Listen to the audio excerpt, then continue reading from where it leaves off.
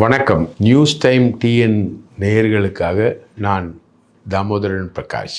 நான் இன்று ஒரு மிக முக்கியமான செய்தியோடு வந்திருக்கிறேன். பொதுவாக மத்திய அரசு என்றால் இதுவரை எந்த ஊழலும் நிரூபிக்கப்படவில்லை. மத்திய அரசு ஊழல் செய்யாத அரசு, பிரதமர் மோடி மீது ஊழலே இல்லை என்றெல்லாம் வலதுசாரிகள் டிவி விவாதங்களில் பீத்திக் கொள்வார்கள். ரஃபேல் ஊழல் கூட ஊழலே இல்லை என்று வாதிடுவார்கள்.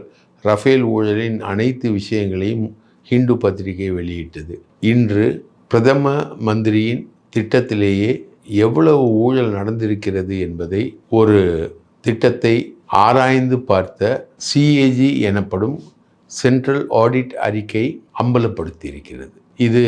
இந்த ஊழலை பற்றி நான் விளக்குகிறேன். அதை நீங்கள் கேட்டீர்கள் என்றால் அதிர்ந்தே போவீர்கள். பிரதம மந்திரி கௌசல் விகாஸ் யோஜனா PMKVY. நமக்கு பிரதம மந்திரி வீடு கட்டும் திட்டம் தெரியும். அதுபோல் ஏகப்பட்ட திட்டங்களை பிரதமர் பேரிலேயே இந்தியா முழுவதும் அமுல்படுத்தி கொண்டிருக்கிறார்கள். அதில் ஒன்றுதான் இந்த பிரதம மந்திரி கௌசல் விகாஸ் யோஜனா PMKVY. இது இளைஞர்களுக்கு தொழிற்பயிற்சி அளித்து வேலை வாய்ப்பை உருவாக்குவதற்காக போடப்பட்ட திட்டம். இதில் 1,01,00,000 பேருக்கு பயிற்சி அளித்து அதில் அவர்களுக்கு வேலை வாய்ப்பை ஏற்படுத்த ரூபாய் 500 தொடங்கி 8,000 ரூபாய் வரை இந்த திட்டத்திற்காக ஒதுக்கப்பட்டு செலவழிக்கப்பட்டுள்ளது.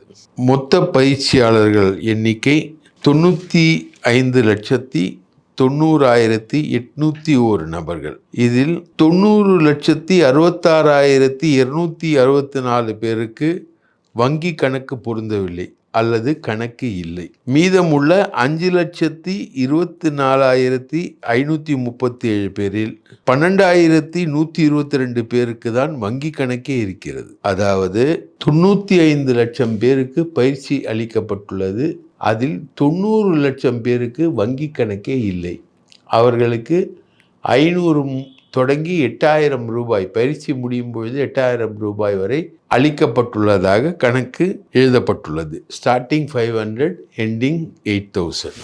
இதில் 95 லட்சம் பேர் பயனாளர்கள். அதில் 90 லட்சம் பேருக்கு வங்கி கணக்கு இல்லை. மீதமுள்ள 5,204,537 பேரில் மீதம் இருக்கிறவர்களுக்கு பார்த்தீர்கள் என்றால் 12,122 பேருக்கு தான் வங்கி கணக்கு உள்ளது. அதில் 5 லட்சம் பேருக்கு தான் கணக்கு இருக்கிறது. அதில் 52,000 பேருக்கு ஒரே வங்கி கணக்கு. ஒரே வங்கி கணக்கில் எத்தனை பேர் இருக்கிறார்கள்? 52,000 பேர் இருக்கிறார்கள். பலரின் வங்கி கணக்கு 1111 என்கிற எண்ணில் இருக்கிறது அல்லது 1 2 3 4 5 6 என அக்கௌண்ட் நம்பர் வருகிறது.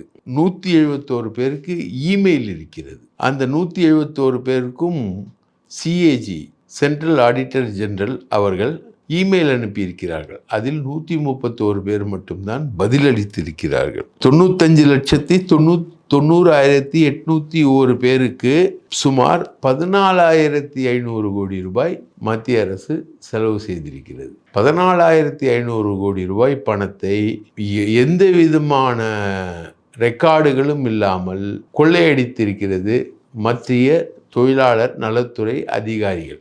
தொழிலாளர்களுக்கு பயிற்சி அளிக்கிறோம் என்கிற பேரில் பச்சை கொள்ளை 14,500 கோடி ரூபாய்க்கு நடந்துள்ளது என சிஏஜி கண்டுபிடித்திருக்கிறது என்றால் இது நீங்கள் ஒரு ஒற்றுமை பார்க்கலாம். எஸ்ஐஆர் திருத்தத்தின் போது ராகுல் காந்தி முன்வைத்தது பலருக்கு நம்பர் கிடையாது. 1 2 3 4 5 6 என்கிற நம்பர்கள் இருந்தது. பல பேரோட பேர்கள் அந்த எண்களிலேயே இருந்தது. ABCDEFGH என்ற பெயர்களில் கூட வாக்காளர் பதிவுகளை ராகுல் காந்தி காண்பித்தார். அதே போல் இதில் பார்த்தீர்கள் என்றால் 11111111 என்ற அக்கௌண்ட் நம்பர் 1 2 3 4 5 6 என்கிற அக்கௌண்ட் நம்பர் எல்லாம் போட்டு ஒன்றுமே இல்லை. இது ஏதோ ஒரு வேலையை செய்தது போல செய்து 14,500 கோடி ரூபாய் கொள்ளையடித்திருக்கிறது. இது ஊழல் என்று central audit general CAG report கூறுகிறது. அதே போல இப்பொழுது பிரதம மந்திரியின் திட்டத்தில் வேலைக்கு பயிற்சி அளிக்கும் திட்டத்தில் நடைபெற்ற ஊழலை போல மத்திய அரசு மேற்கொண்ட எஸ்ஐஆர் திட்டத்தில் மிகப்பெரிய முறைகேடுகள் இருப்பதாக இந்து பத்திரிகையின் முக்கிய நிருபரான ராதாகிருஷ்ணன் என்பவரும் ஃப்ரண்ட்லைன் பத்திரிகையின் முன்னாள் ஆசிரியரான விஜய் சங்கரும் தெரிவித்திருக்கிறார்கள்.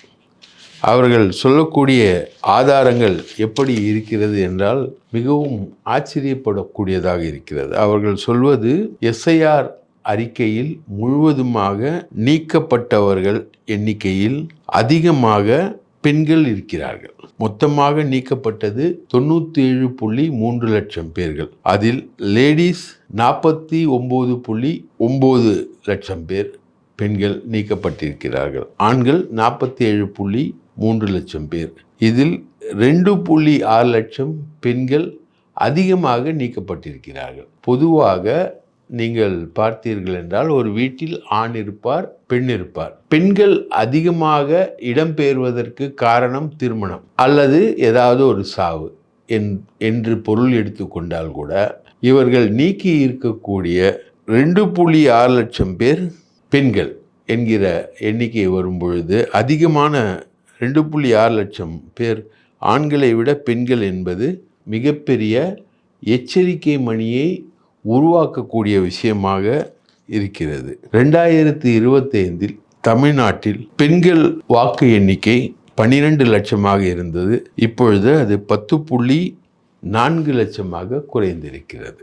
உதாரணத்திற்கு மாதவரம் பகுதியில் 116 ஒரு போலிங் பூத்தில் 116 பெண்கள் இருந்தார்கள். அதில் 58 பேர் இறந்து போயிருக்கிறார்கள். தாம்பரத்தில் 51 பெண்கள் இருந்தார்கள். அதில் 21 பேர் இறந்திருக்கிறார்கள். இதுபோல இறந்து போனவர்களிலும் பெண்கள் எண்ணிக்கை அதிகமாக இருக்கிறது. இதற்கு காரணம் கொரோனாவா என்பது தெரியவில்லை. கொரோனா காரணமாக அவர்கள் இறந்தார்களா என்பது தெரியவில்லை.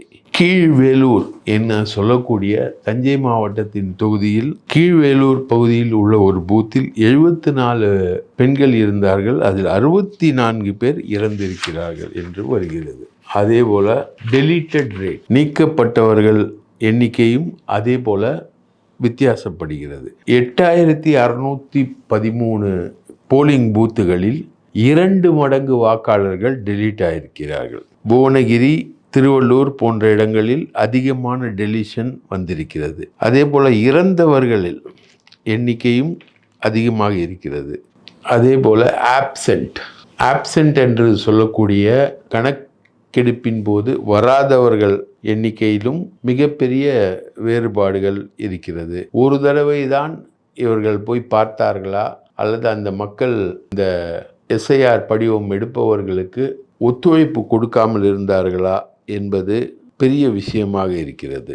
அதே போல ஷிஃப்டடிலும் நிறைய வேறுபாடுகள் இருக்கிறது. இதற்கெல்லாம் நியாயமான விளக்கத்தை கொடுக்க வேண்டும். பல இந்த வாக்காளர் பதிவு பட்டியலில் ஹிந்தியில் எழுதப்பட்டுள்ளது. பல வாக்காளர் பதிவுகள் ஹிந்தியில் இருக்கிறது. எப்படி தமிழகத்தில் டைப் செய்யப்படக்கூடிய வாக்காளர் பட்டியலில் ஹிந்தி எப்படி வரும்? ஏனென்றால் ஹிந்தி என்பது வட மாநிலங்களில் உபயோகிக்கக்கூடிய ஒரு மொழி. அந்த மொழி தமிழகத்தில் இல்லை. தமிழகத்தில் ஹிந்தியில் எழுதுபவர்களும் இல்லை, ஹிந்தி டைப்ரைட்டர்களும் தமிழகத்தில் இல்லை. இந்த இடத்தில் எப்படி ஹிந்தி வந்தது என்கிற கேள்வி இருக்கிறது. கடந்த தேர்தலில் நீங்கள் பார்த்தீர்களே என்றால் எல்லா இடங்களிலும், உதாரணத்துக்கு ஹரியானாவில் தோற்கப் போகிறது பிஜேபி என்று எழுதப்பட்ட இடத்தில் பாஜக ஜெயித்தது. இதற்கெல்லாம் காரணம் 6 மணிக்கு மேலே ஒரு 5 கோடி வாக்காளர்கள் தங்களது வாக்குகளை செலுத்தி இருக்கிறார்கள். 5 கோடி பேர் செலுத்தினாலும் 5 மணிக்கு மேல் வாக்குச்சாவடிகளில் கியூவில் நிற்பவர்களை ஃபோட்டோ எடுக்க வேண்டும், அவர்களது பதிவுகளை சரியாக கண்காணிக்க வேண்டும் என தேர்தல் சட்டங்களில் இருக்கிறது.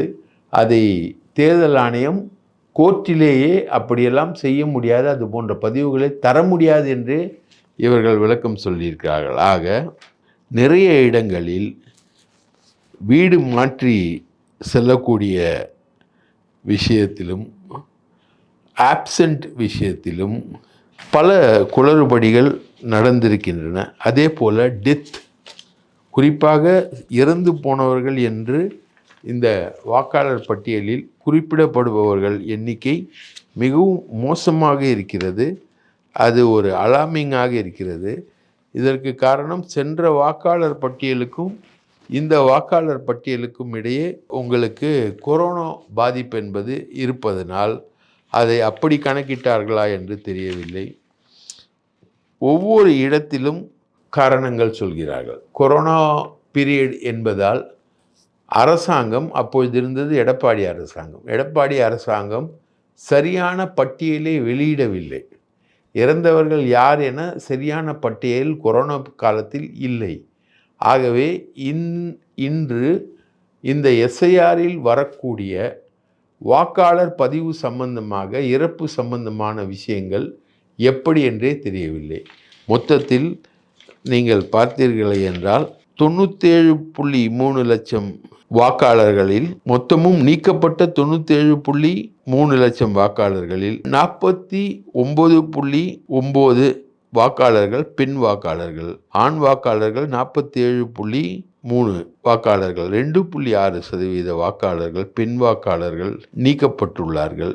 இவர்களுக்கு சொல்லப்படக்கூடிய காரணங்கள், இவர்கள் இடம் மாறி போயிருக்கிறார்கள், மரணம் சம்பவித்திருக்கிறது, கணக்கெடுப்பின் போது ஆப்சென்ட்டாக இருந்திருக்கிறார்கள் என்றெல்லாம் சொல்லப்படுகிறது. ஆனால் இது ஒரு லிஸ்டே இங்கு இருக்கிறது. எத்தனை வாக்கு சாவடிகளில், எத்தனை மாவட்டங்களில், எத்தனை இடங்களில் இதுபோல இவர்கள் கணக்கெடுத்திருக்கிறார்கள், அந்த கணக்குகள் எல்லாம் எவ்வளவு தவறாக இருக்கிறது என்று, அலார்மிங்காக இருக்கிறது என்று சொல்கிறார்கள். ஒரு 106 சட்டமன்ற தொகுதிகளில் அதிகமாக பெண்கள் எண்ணிக்கை குறைக்கப்பட்டுள்ளது. இவை அனைத்தும் பெரிய சந்தேகங்களை ஏற்படுத்துகிறது என ஹிந்து பத்திரிகையின் நிருபர் அதனுடைய எஸ்ஐஆருடைய டேட்டாக்களில் உள்ளே புகுந்து ராதாகிருஷ்ணன் என்பவர் தன்னுடைய கட்டுரையில் தெரிவிக்கிறார். அதை விஜய் சங்கர் ராமச்சந்திரன் ஃப்ரண்ட்லைன் எடிட்டர் எடுத்து அதை டேட்டா வைஸாக உள்ளே தருகிறார். ஆக இந்த மத்திய அரசு செய்யக்கூடிய வேலைகளில் எப்படியெல்லாம் இருக்கிறது என்பதை ராகுல் காந்தி ஏற்கனவே இந்த எஸ்ஐஆரில் என்னென்ன குளறுபடிகள் இருக்கிறது என்பதை தெளிவுபடுத்தினார்.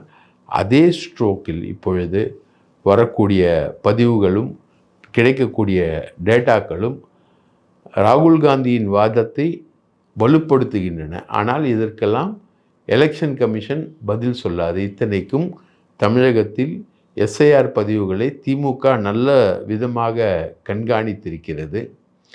நல்ல விதமாக அவர்கள் வேலைகளை செய்திருக்கிறார்கள். இவ்வளவு கண்குத்தி பாம்பு போல பார்த்தும் பெண்கள் பதிவுகளில் ஏற்பட்டுள்ள இந்த குறைபாடு எஸ்ஐஆர் பதிவுகளையே சந்தேகத்திற்குள்ளாக்குகிறது.